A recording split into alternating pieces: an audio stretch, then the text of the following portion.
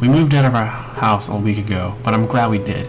It was definitely not safe there, especially for a man like me who has a young family to take care of. I think if I hadn't decided to get the hell out of there, I would have failed my family, and I would probably have lost them too. Eventually. There was nothing obviously wrong with the house. Actually, I suppose it was just a regular detached family home in a suburban neighborhood. I think the first thing that struck me as off about it is the fact that all the houses on the street had been built sometime in the 1980s. The odd bit about that is the fact that nobody actually had lived there in almost 3.5 decades. Nobody had ever lived in that house. But what could go wrong with that? It didn't ring any alarm bells, apart from the normal sort, like does the electricity still work and is the boiler outdated? On top of that, we had to check if there were any pests or squatters. Nope, nothing there. The house was well built and hadn't let anything in, so it seemed, at least. Once we were settled in, we were actually very happy there, I think. We wanted the house to be our home for a good long time. Bizarrely, it just felt so perfect and right, when actually there was something very deeply, inherently wrong about the place. The tension began on one typical gray London morning. My wife was going to drop off our 4-year-old boy at school, which usually takes about half an hour. It was the oddest thing. As soon as she shut the door behind her, and I was alone, I became aware of a feeling that I hadn't felt before. You could describe it as a feeling of being watched. But I think it was something else. A feeling of tension and discomfort arising from, well, nothing. Nothing at all happened. No creaks, no bumps, no whispers. I had the heating on, and was listening to classic FM on the radio. On first inspection, it appeared to be a comfortable, peaceful environment, ideal for sitting down and getting on with my work. But it wasn't. I felt sort of agitated. I supposed it was just down to this being a new home and I had only slept in it for a few nights, and I got on with my work. Except I didn't. I couldn't settle down and concentrate. I found myself wandering around the house, walking slowly around every room. There were a few boxes of things that still needed to be unpacked, and some rooms that were still quite bare. I refused to accept it, but a tiny part of my subconscious accepted that there was an intruder in the house. I was in the room farthest away from my study, so I could just about hear Batch's cello suite, or whatever the heck it was playing upstairs. I stayed at the window waiting for my wife to turn up in her car. It was incredible how quickly the mood shifted as soon as my wife stepped into the house. As soon as I was no longer alone, the uncomfortable feeling lifted, and I could actually feel the warmth of my central heating, and my tea, with a tablespoon of honey in it, actually tasted sweet. Even the rain clouds, which had started to drizzle outside, seemed friendlier. The next morning, I did the school run, just as a little experiment. I was driving back when I got a call from my wife. I don't think she wanted anything in particular, apart from some company. Her tone was very casual. It almost sounded forced, and she was only asking when I would be back, but in a prolonged way, as if she wanted to keep the call as long as possible. I had some idea why she was calling. She was getting the feeling too. She probably felt it more, because women are more tuned into these types of subtleties in an environment. She didn't mention anything when I returned regarding the feeling, but through her smile, I could see that she was a tiny bit spooked. To be honest, it was nothing really, just a feeling that people get sometimes. The only odd things about it were that it happened when we were alone, and that it happened to both of us.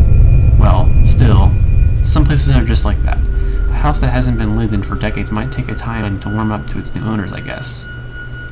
The next day, while my wife was out getting the groceries, I made a little discovery.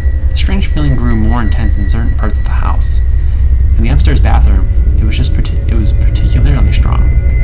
And there was a corridor that connected the dining room and living room where it was also quite noticeable. The thing about these places is that they were the only parts of the house with mirrors in them. With time, I came to hate those parts of the house, and those mirrors. Nothing new happened for about a week. I just avoided being in the house by myself, and noticed my wife did the same, although we never discussed the fact that we felt uncomfortable being alone. It was a new house.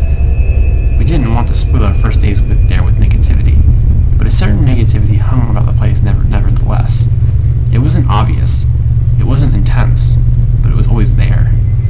It felt somewhat as if we were sharing the home with something that didn't like us being around. I read up online that some places just have what they call negative energy. Apparently this is the result of many things such as poor lighting, bad feng shui, and bad things that actually have happened in the past in the place. Ironically, we installed brand new high-power lighting bulbs, and my wife had a whole book on keeping good feng shui. And as for the whole bad things happened in the past thing, nobody has ever lived in the house before. I mean, how could anything bad have ever happened if nobody has lived there before? At least our little boy didn't seem affected. He was playing just as happily as ever with his toys. A work overload had preoccupied me and his mother lately, so we didn't spend as much time with him as usual. He didn't seem to mind. He even managed to invent an imaginary friend to play with. There was this one night, however, when I came home from work, late to find my son in bed and my wife waiting for me in the living room. As soon as I came through the front door, I was greeted with a thick, heavy presence. It gave me a bad feeling immediately. I knew at once that something was not right. And yet, everything seemed fine. We ate dinner in front of the television, washed up, and then got ready for bed. We both joined our son upstairs to sleep, and soon enough, we had both dozed off. Except I was suddenly disturbed from my sleep. It wasn't nothing unnatural. In fact, it was the very call of nature that woke me up. I needed to use the loo. I got up and put on my slippers and nightgown. It was absolutely freezing, being a winter's night. But when I stepped into the bathroom, I was shocked by how cold it was. It wasn't safe, how chilly it was in there. I looked at myself in the mirror for a bit and sat on the toilet seat to do my business. That mirror was giving me a bad feeling. I kept imagining that I could see something moving around in the mirror, and yet there was nobody else in the room but me. Not even a fly or a bug. It happened at least 3 times. Then I got up to wash my hands and just stared into the mirror for a while. Just to make sure. It eventually made me uneasy, so I hurried back to bed and eventually found myself hiding my face with the duvet. I think I saw something moving in the mirror again the next night, and the next. I think I even saw a face in the downstairs hallway mirror as I walked past, for a split second. Of course, I knew it was only my imagination. Definitely just a side effect of all the negative energy in the place. It was just getting more irritating than frightening, so I decided to ring up one of those priests, those spiritual sorts who know how to brighten up places with negative energy in them. She turned up while our son was at school. A frail old Japanese woman who must have been 80 years old at least. Her son dropped her off since she was very weak and unable to walk the distance. Anyway, she came in smiling faintly and telling us in a broken English that she would just take a walk around the house to get used to it. I and my wife sat quietly in the living room. Personally, I don't think she was all too happy about the house being checked out by what she referred to as an exorcist. I showed her the web pages about clearing negative energy, and she agreed with a sigh. After all, it was good feng shui to have your house cleared. The spiritual woman came downstairs after about 10 minutes. In spite of how bony and old she was, she made the place feel very secure and comfortable. I almost wanted her to stay with us so that we could be assured that we would have no negative energy. But something happened that made us wonder if it really was negative energies that making our house the way it was. Anyway, she came into the living room and told us that she had burnt incense in some of the rooms and that she was going to go over the rooms again just to clear out any remaining negativity. But then she suddenly went stiff, and her quivering smile became a screwed-up scowl, and her watery eyes hardened. We thought she was having a stroke and reached to the telephone to call an ambulance. Turns out she was fine. She told us not to touch anything or move. We listened and watched, dumbfounded, as she rushed to the wall with impressive speed and pressed her ear against it. She whispered some words which we couldn't hear, and she seemed to be receiving a reply as her expression changed and contorted. Whatever she was hearing couldn't have been good, because she gave a shriek and sprang away from the wall. The room darkened noticeably, like when a cloud covers the sun. "You no live in this house." The old woman grabbed my wife by the shoulders and shook her firmly as she said this. "Why not?" I asked, as my wife was too taken aback by them to reply. "Man in the walls," she shrieked. "There's man live in the walls. Bad man. Man in the walls." The old woman hurried through the hallway, and without even putting her shoes on, stepped outside the house in order to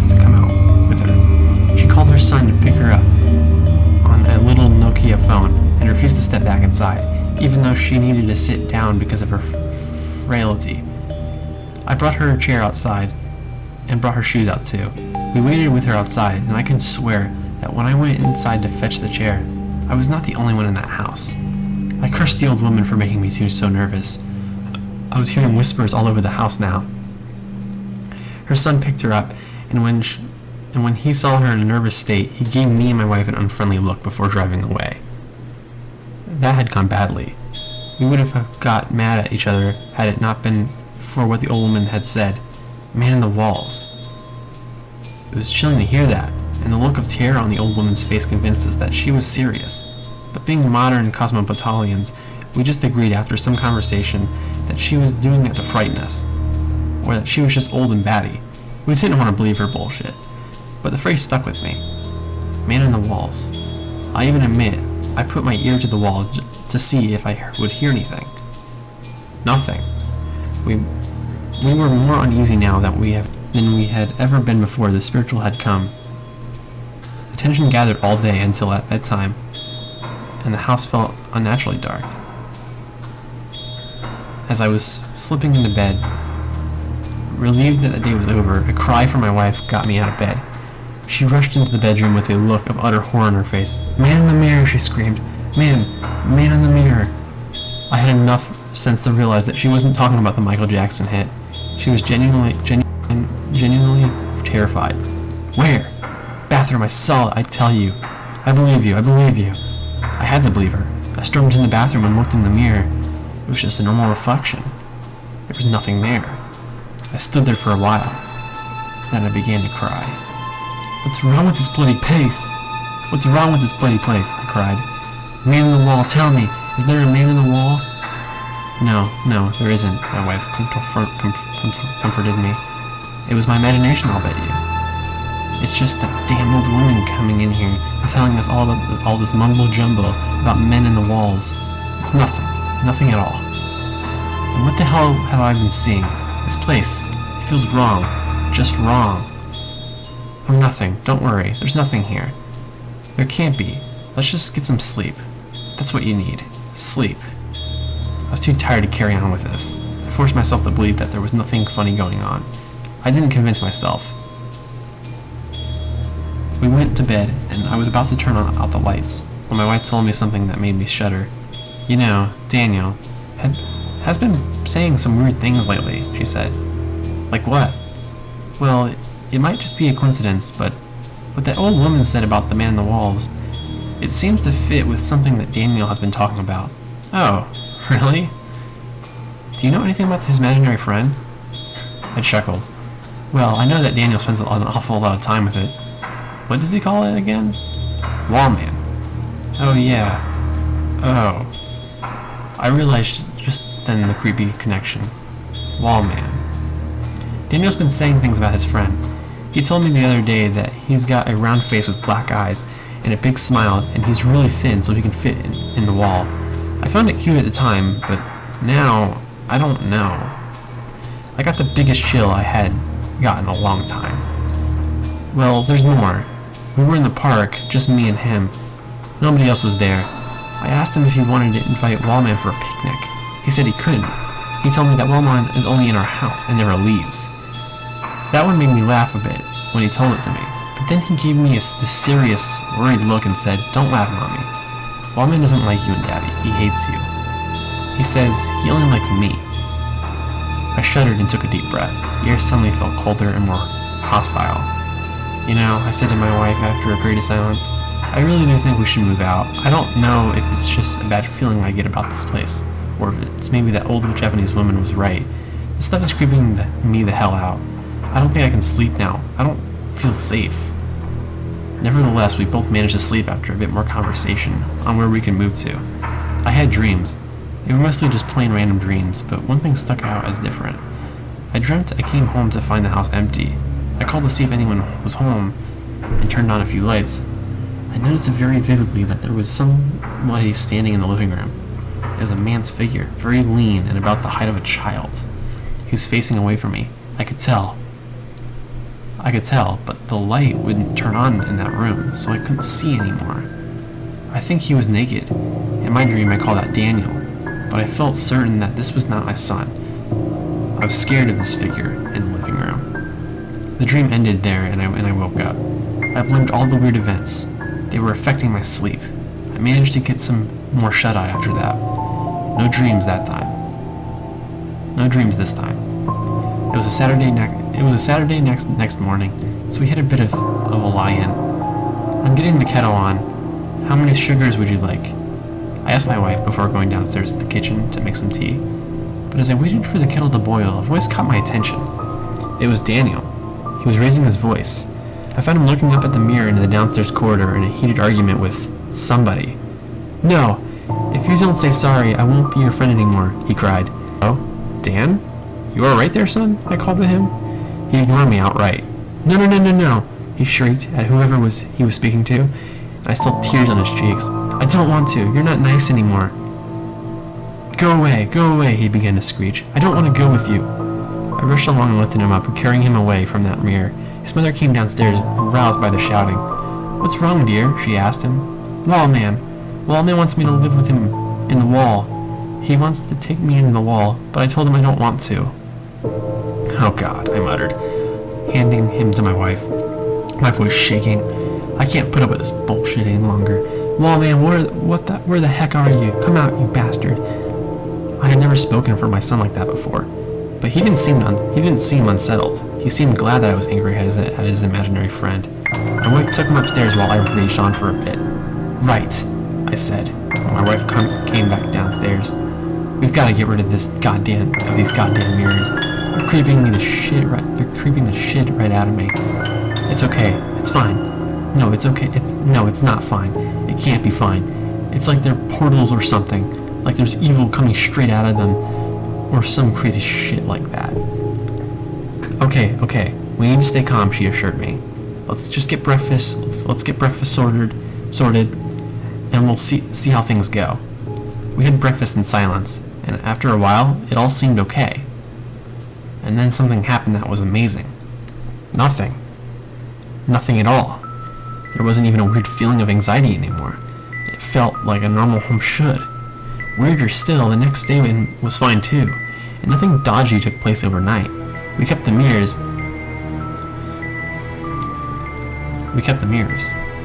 Then a whole week went by, and it was a Sunday again, without a single weird thing happening. Our house was beginning to, at last, to feel like a home. We had less work, so we spent more time with Daniel, and he seemed to forget about his imaginary friend, which was actually a relief to us. That imaginary friend had seemed like something else. It seemed wrong to be coming from the imagination of a 4-year-old. We thought everything was going to be fine, but then something made us think twice. Yellow mold had started to grow in circular patches around the house. The patches were about the size of footballs, and they gave off a rotten smell. We decided to leave it be for a while, but the patches turned up suddenly in more places, and they were too ugly and stinky to stay. We called in a man to investigate and sort out the mold problem, and while he worked, the three of us paid a visit to my parents-in-law. We got a call from the man dealing with the mold at about 8 o'clock in the evening. He sounded troubled, and he told us to come home quickly. We were very agitated throughout the car journey, and when we saw policemen standing around our home, my wife looked at it as though she would cry. A tall, fat policeman stopped us in our tracks as we made our way towards the front door. "Stop right there, sir," he said. "I highly doubt that you, and especially your wife, will want to see what's been found in your home. You ain't suspected, don't be afraid. But I tell you, mate, it's ghastly." He took off his hat and breathed out with disgust. "Mommy, Daddy, what's happening?" Daniel kept asking. But we just led him back to the car. I went back to the policeman, and the inspector came and told me I could come in. I went in to find that where the patches of mold had been, there were holes in the wall. Men in uniform and masks were carrying small objects in plastic bags out of the house. The mold specialist was sitting down with a cup of coffee on the sofa, his head in one hand. He seemed deeply troubled. I looked at him for a while, and thought it might be better not to ask him what had happened. But I didn't need to. "You ain't seen what you've had in your walls yet?" he asked me, his eyes bloodshot. "I ain't never done a job like this one. Bloody shocking." What was in my walls? I asked, my voice shaking. Tell me, please. I can't bear this anymore. Can't tell you myself, mate. Bloody shocking. Suddenly, the world around me became a blur and I collapsed on the ground. I came to at my parents-in-law house again. Had that all been a dream? No, it was now 2 in the morning. My son and my wife were upstairs. They told me an inspector was waiting to speak to me. What happened, Inspector? What was there in my house? I asked, as patiently as I could. Now, don't take this the wrong way, sir. We're not accusing you of anything. The things we found date back for at least a decade, judging by the state that they're in. What did you find? Then I was told, once I had promised to remain calm, that behind each of the 16 patches of mold, the bones of small children had been found curled up inside the walls. The children were all between the ages of 2 and 5, and were recognized as children that had gone missing in the area over the past 30 or so years. Now, hearing that shook me about as much as it would shock anyone in my position. There was something else in the walls of that house, something evil, and had things happened differently, it might have taken my son into the wall like all the other children. I and my wife still haven't got over our experiences in that house, although our son seems to be indifferent to the whole thing. He never got told about the children in the walls, and hopefully he'll never ask, so we won't have to tell them. We never mentioned his imaginary friend, the Wall Man, and he seems happy enough in our new home, as all of us do. As do all of us. I don't want to tempt fate or anything, but our new place just seems right. Nothing weird going on here. But one thing bugs me, and I don't think it'll ever stop bugging me as long as I live. I still don't know what the heck it was in our house. I refer to it as Wall Man because the name makes it seem less frightening. But I can't get over the fact that I have actually had contact with a paranormal entity. I'm guessing it's still there in that building. Fat chance anybody wants to buy that house now, after the discovery made the local headlines. There's one more thing. A few days after he made his dreadful discovery, the mold specialist arranged to meet me at my workplace. He seemed deeply disturbed and told me that he had something strange to show me. It was a picture that he had taken on his mobile phone on the day he had been at our house. It was a picture of the mirror in the corridor. Although the quality was a little grainy, a face could be seen very clearly in the mirror. It just popped up at the bottom corner of the mirror, a white face with a wide, thin-lipped mouth and large black eyes. It had very clean, neat teeth. It didn't appear to have a nose or any hair, but perhaps it was just because of the quality of the image. It was grinning broadly and its eyes were wide open. The picture was taken from an angle so that the photographer couldn't be seen, only the face and the rest of the room. But what scared me most about the face was the fact that it was there. It was actually there. Real photographic evidence of something paranormal that had been in our home all that time. Saw that bastard in the mirror and I didn't know what the bloody heck it was, so I snapped a shot and ran the heck out of that bloody house, the man explained to me. He seemed shaken. Now, I'm not sure why he showed that to me. Perhaps he was frightened and just wanted to get it off his chest. Perhaps it was just fascinating or incredible to him. I don't care, really, because now that I've seen that photographic evidence, I won't stop thinking about it. I never truly actually believed in the paranormal until then, but now I'm open-minded. I say my prayers before going to bed every night. I started to become superstitious and avoiding creepy places and walking under ladders and everything. I only had one mirror in my house now, in the bathroom, and I avoid it like the plague. Not to mention that I practice methods designed to keep my home free of negative energies. My wife likes that, after all. It is good feng shui. And sometimes, only sometimes, when I'm alone at home and it is quiet, I press my ear to the wall and listen carefully. Then I look into the mirror for a while, just to make sure that there isn't anything else in there. Perhaps you should give it a go too. After all, some houses are strange and some houses have been there for a very long time. With enough time, I think things can come into existence in empty places that shouldn't be allowed to exist. You may find that those walls that protect you from the elements every day are in fact home to something that you might need protection from. As for mirrors, I guess they are like doors into the wall.